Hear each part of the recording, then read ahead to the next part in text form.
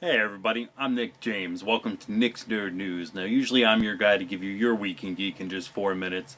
This week, however, due to the recent passing of Stan Lee, I wanted to take the time to talk about him a little bit. Let everybody know exactly what he did and the entire universe that he built that people just love. Let's snap into Stan Lee vision and we'll get going. He was born right in New York, New York in 1922. To the real name of Stanley Martin Lieber. He shortened his name to Stan Lee when working in comics because he figured he'd write the great American novel and wanted to put that out under his full name and not be associated with the comic books because at the time it wasn't actually a popular profession to say you were in.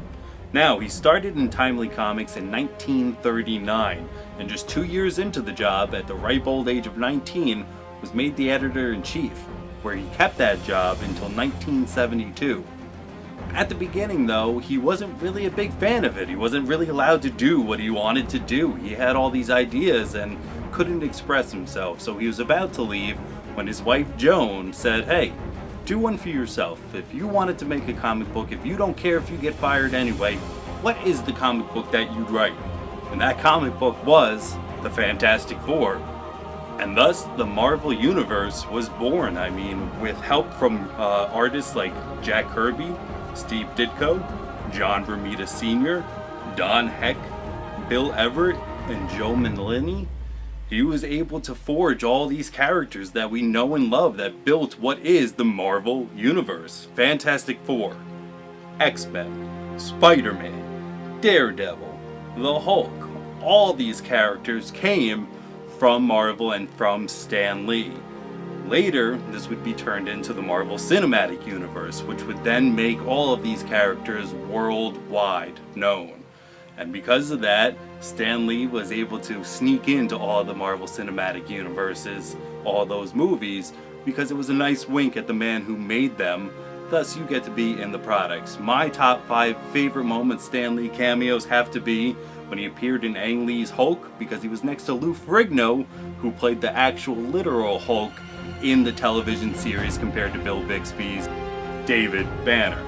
Later on, my second favorite one is Iron Man, where he's mistaken for Hugh Hefner. He's got the robe on, pretty funny.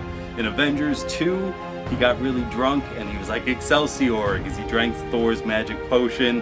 In Guardians of the Galaxy Volume 2 was probably my favorite. We see him with the Watchers and it's kind of established of this kind of maybe little small theory that he himself is a Watcher and that's how he appears in all these. But my favorite all time has got to be Civil War, when he's the FedEx guy and he shows up like, "I'm looking for Tony Stank."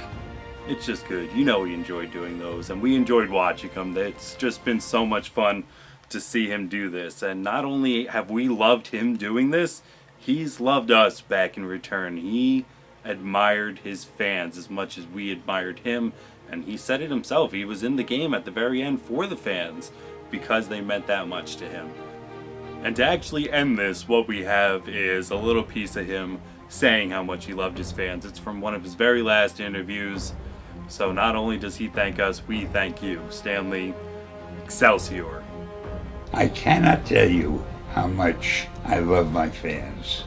Sometimes at night I'm sitting here and I'm thinking, what's it all about, you know?